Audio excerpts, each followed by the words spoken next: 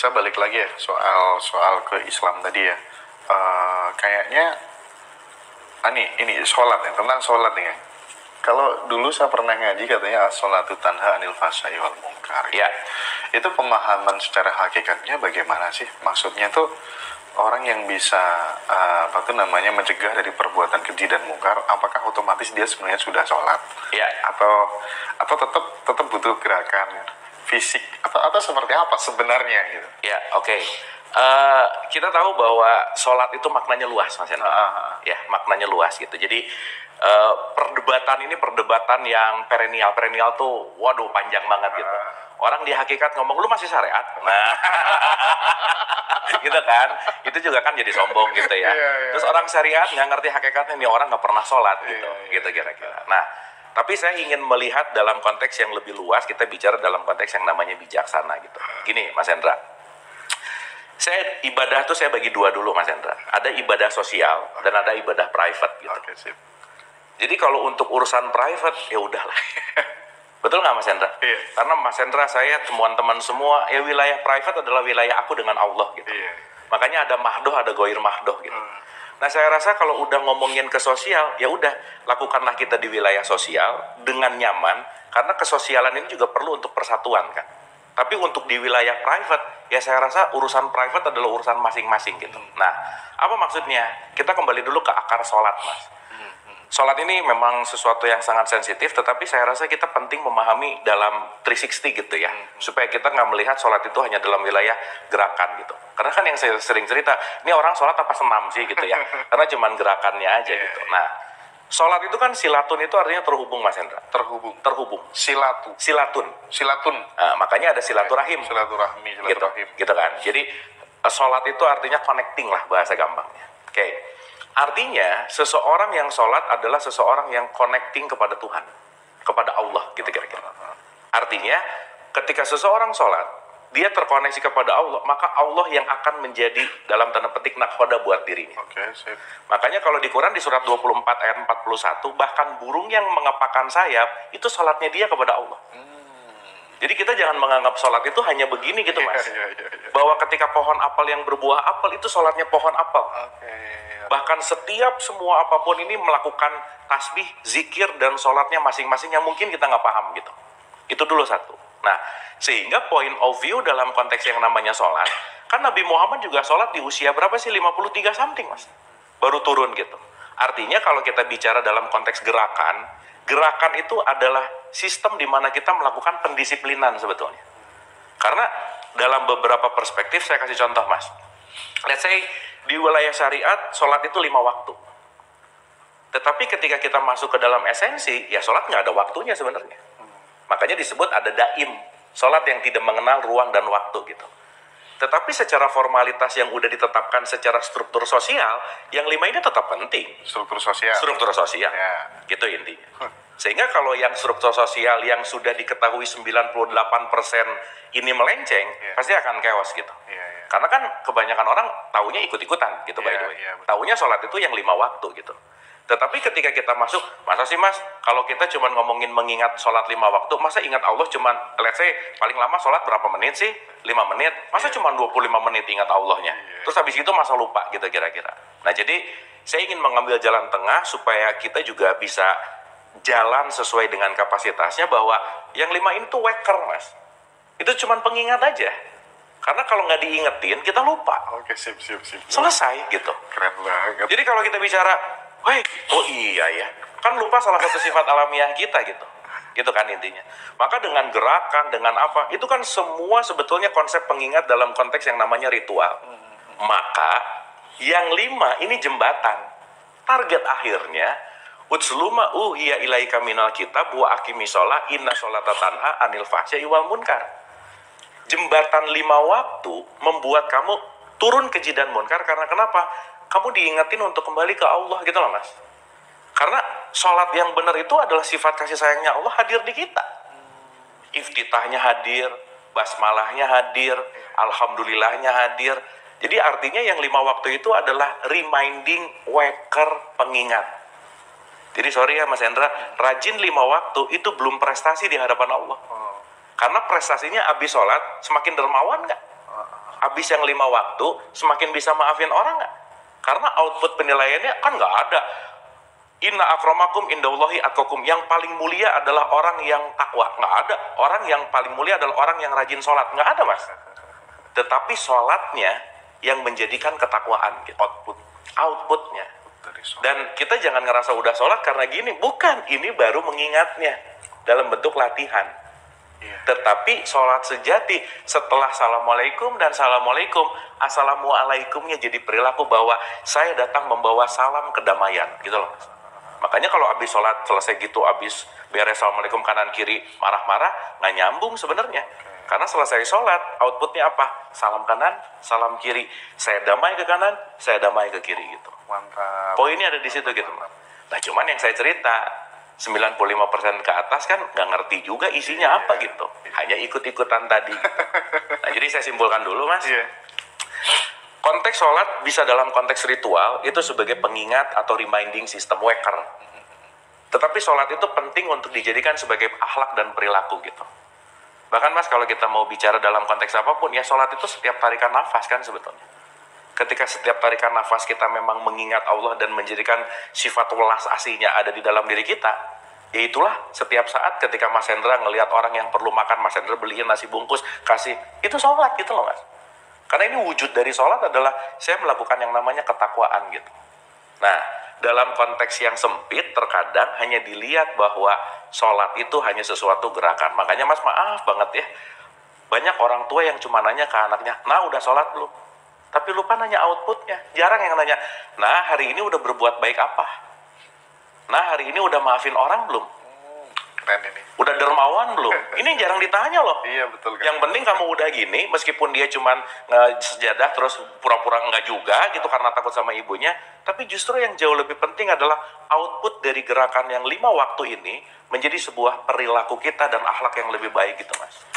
Itu yang paling penting. Nabi Isa bener-bener turun malam ini.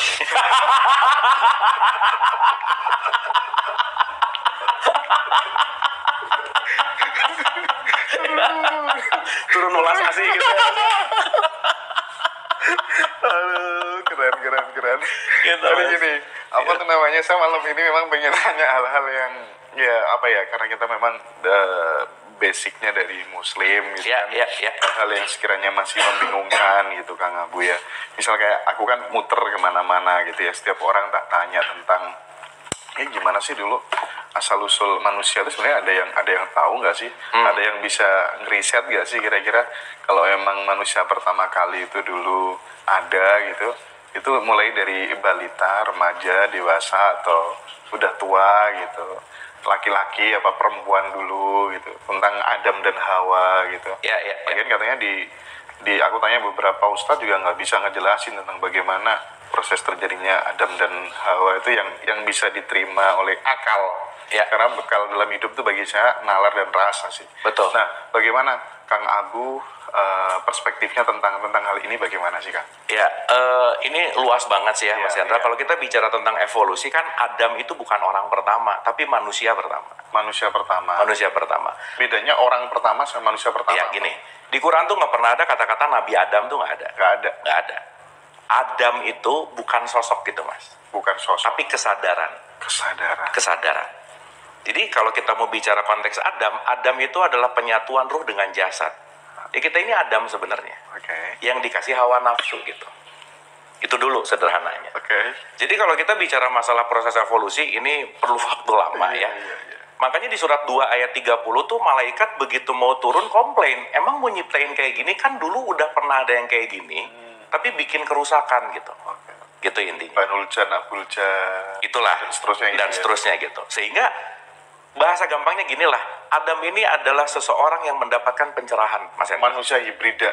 Apapun bentuknya ya. Siap. Apapun bentuknya, karena ini luas banget ya dalam perspektif. Cuman saya pengen hanya memudahkan untuk konteks bahwa saya rasa nggak perlu terlalu ribut yang pertama, yang kedua, yang ketiga, karena point of view-nya gini loh Mas. Adam itu seseorang yang memiliki kesadaran.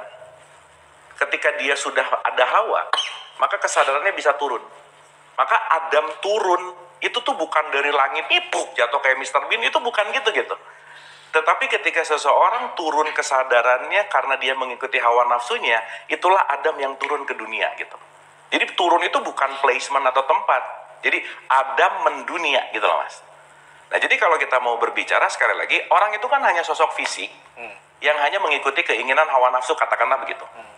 Tapi manusia dia udah memiliki kesadaran ketuhanan gitu kira-kira. Nah saya mau menggampangkan gitu aja ya, supaya sederhana, dan saya rasa yang paling terpenting adalah apa pemaknaan ini untuk kita sekarang gitu. Itu yang paling penting gitu. Nah jadi Adam itu kalau kita bicara dalam konteks seseorang atau apapun konteks bentuknya orang yang mendapatkan enlightenment gitulah kira-kira Mas. Itu Adam. Makanya nanti salah satu strukturnya dikasih Hawa sebagai keinginan gitu kira-kira. Nah jadi banyak faktor lah kalau kita mau ngomongin pertama kedua, tapi yang paling sederhana bedain dulu orang pertama sama manusia pertama, itu satu. Karena Adam ini adalah manusia pertama gitu. Dan ini kalau dalam tanda petik manusia pertama kan luas gitu Mas Hendra. Karena saya pengen lebih ngambil perspektif tentang, oh iya ya, kita ini semua Adam kok sebenarnya. Karena penyatuan antara ruh sama jasad gitu. Makanya tugasnya Adam untuk apa sih? Belajar Mas Hendra. Belajar tuh dalam bahasa Arab tadarus. Maka abis Adam itu Idris. Tadarus. Iya. Jadi ini nanti kalau kita bahas 25, itu tuh sebetulnya nggak berbicara masalah sosok, enggak. Adam yang harus bertadarus, sehingga nanti dia mendapatkan Nuh, nanti dia dapat hudan, petunjuk. Nuh nanti, itu apa? Nuh itu keluasan, wawasan gitu Mas. Gitu. Sehingga nanti dia dapat hudan, jadi hud petunjuk. Maka akhirnya nanti dia masuk ke dalam konteks critical thinking yang namanya Ibrahim. Gimana ceritanya dia mau bisa mendengarkan namanya Ismail, Sam'a itu kan mau dengar. Dan Ishak itu dia bisa mengayak semua informasi gitu. Gitu Mas. Ini kita perlu satu sesi khusus sih. Untuk ngomongin 25 ini gitu. Oke. Sampai nanti puncaknya dia dapat welas asih dan bungkus besarnya namanya Muhammad gitu Mas. Gitu intinya. Ini apa ya, spill aja dulu gitu supaya kita nggak ngelihat itu hanya dalam bentuk historical gitu. Tetapi itu semua terjadi kok sebenarnya. Makanya cerita di Quran tuh yang paling banyak Musa loh Mas. Musa tuh critical thinking artinya. Gitu. Makanya critical thinking itu harus dibarengi dengan nurani gitu. Makanya Musa tuh sama Harun dideketin terus gitu. Ada critical thinking, ada nurani. Ada critical thinking, ada nurani gitu. Ini sesuatu hal yang terjadi sebetulnya di sini gitu. Nah, kalau kita bicara contoh, Mas Hendra pernah dengar Musa bisa membelah lautan? Iya. Kalau critical thinking, dia udah bisa bedain mana kanan mana kiri, ada jalan tengah Mas Hendra. Jadi dia udah bisa get dalam tanda petik mendapatkan enlightenment yang ini jalan yang benar gitu. Jadi ya jangan nggak Musa udah mukjizat gitu, nggak gitu. Berarti itu semua mutasabihat kan? Mutasabihat. Pernah dengar Yesus berjalan di atas air? Iya. Air itu kan simbol dari pikiran yang beriak. Iya. Seseorang yang udah berjalan di atas pikirannya, pikirannya tidak mengganggu dirinya lagi, pasti welas asihnya keluar. Jadi bukan dia walking di atas air hebat gitu, bukan gitu kan. Kalau yang Yesus atau Isa menghidupkan orang yang mati gimana kan? Ketika seseorang mati ketuhanannya, ketika ketemu Isa, dia sadar welas asih dan bangkit ketuhanannya, dia bangkit dari kubur. Jadi bukan Nabi Isa datang ke tanah kusir gitu ya, tempat pemakaman umum terus bangkit semua gitu, enggak gitu. Contoh gini Mas, kan kalau di dalam konteks orang mati dalam perspektif esensial, katakanlah spiritual gitu ya, itu adalah orang yang Tuhannya tidak bangkit dalam dirinya, tercover. Mas Hendra pernah nggak ketemu seseorang? Begitu Mas Hendra selesai ketemu seseorang, Mas Hendra merasa lebih hidup, merasa lebih lepas, merasa lebih ada welas asih, dan Mas Hendra mengalami sesuatu yang baru. Pernah begitu? Iya, pernah. Berarti orang yang ditemuin sama Mas Hendra itu memiliki kesadaran konteks Isa yang membangkitkan Mas Hendra untuk bangkit gitu. Seperti layaknya Cokro Aminoto membangkitkan muridnya. Yes. Padahal cukup duduk 15 menit di dalam kereta. Gila nggak? Hidupnya berubah. Makanya Isa mampu membuat orang yang melepaskan dari masalah kulit. Jadi kan dia bisa ngeberesin penyakit kulit kan. Penyakit kulit kan sensitif orangnya Mas. Jadi dia nggak masuk ke isi gitu. Jadi bukan kulit-kulit. Ini sekarang kalau ngomongin kulit mau berantem gitu. Iya, Jadi bukan, kan Nabi Isa nggak jualan salep ya. Iya. Salep untuk kulit. Kita kan bukan itu loh Mas. Tetapi dia bisa menyembuhkan penyakit kulit. Kulit di sini konteksnya bukan masalah penyakit kulit ini gitu. Sensitif. Seseorang yang hanya berbicara dalam wilayah kulit tapi nggak mau masuk ke isinya gitu. Ya kayak sholat tadi. Iya. Kulitnya adalah gerakan, Iya. tapi isinya adalah perilaku. Nah, Isa mampu membawa seseorang dari gerakan menuju kepada perilaku gitu loh Mas. Kenapa ya kajian-kajian seperti ini tidak familiar ya?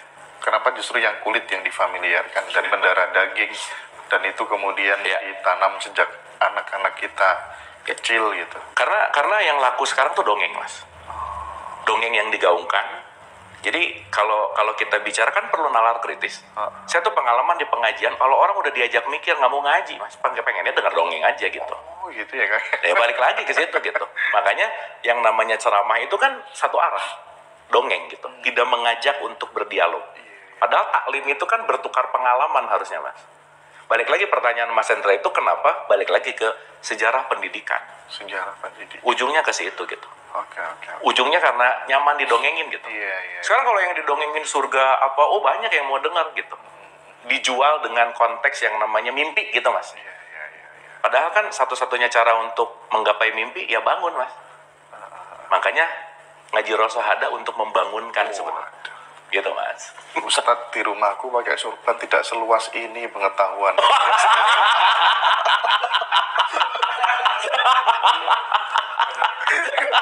Aduh.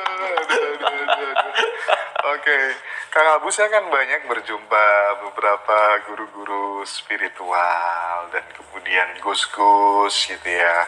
Itu kan sering kan muncul statement dari beliau. Aku mendapatkan bisikan dari diri sejati, rasa sejati gitu. Yang kemudian itu tuh menurutku bisikannya agak pragmatis banget sih. Misalnya kayak kamu harus ini ikut aku pergi ke luar negeri ini gitu. Dan ini ditunjuk ini orang yang siap backup pendanaan dia gitu. Macam-macam, case-nya macam-macam gitu. Pertanyaan saya adalah bagaimana cara kita bisa membedakan mana itu kehendaknya sama kehendak ego, suaranya sama suara ego, suara nurani sama suara ego, itu bagaimana kita bisa memfilternya Kang Abu? Oke, gini Mas, kalau kita bicara bisikan itu kan subjektif ya Mas Hendra ya, itu dialami gitu kan.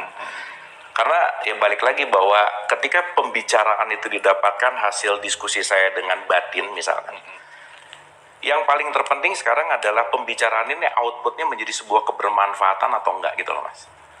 Jadi kalau sekarang misalnya Mas Hendra, saya dapat wangsit nih, Mas Hendra harus ngebiayain saya gitu misalnya. Gitu ya.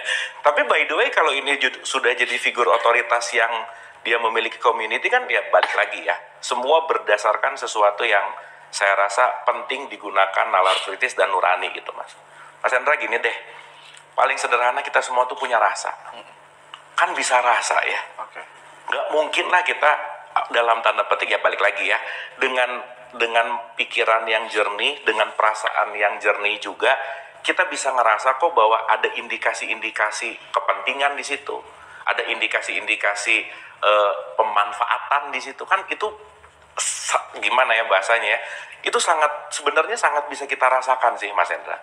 Nah jadi itulah kenapa tadi diawali bahwa jangan percaya omongan saya sih gitu loh Mas Hendra. Dalam artian semua yang subjektif entah itu mau bicara dalam wilayah batiniah atau apa, saya rasa yang terpenting adalah outputnya itu bagaimana kita menuju kepada kebermanfaatan sih Mas Hendra. Dan yang paling penting lagi saya selalu ulang-ulang ya, mau itu Gus, mau itu Habib, mau itu guru, mau itu apa, pendeta apa, konteks yang namanya guru itu bukan sosoknya gitu Mas Hendra. Guru itu adalah cahayanya gitu. Nah jadi saya rasa kita punya batasan dan kita punya derajat di mana kita bisa membatasi bahwa ya saya bukan manut sama figurnya gitu loh Mas Hendra. Kan itu penting banget gitu. Dan kita bisa tahu kok. Ya tapi balik lagi sih, hal ini tidak berlaku bagi orang yang sedang jatuh cinta sih Mas Hendra.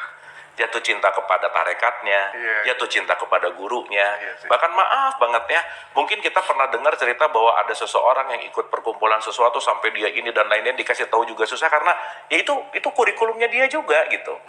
Tetapi yang paling terpenting adalah kewaspadaan itu tadi gitu Mas Hendra. Karena yang terpenting ini bukan masalah si figurnya, bukan masalah sosoknya, tetapi kembali bahwa kita akan benar-benar tahu kok figur mana sih yang benar-benar memberikan sesuai dengan arahan, dengan konteks yang namanya kesejatian gitu Mas Hendra.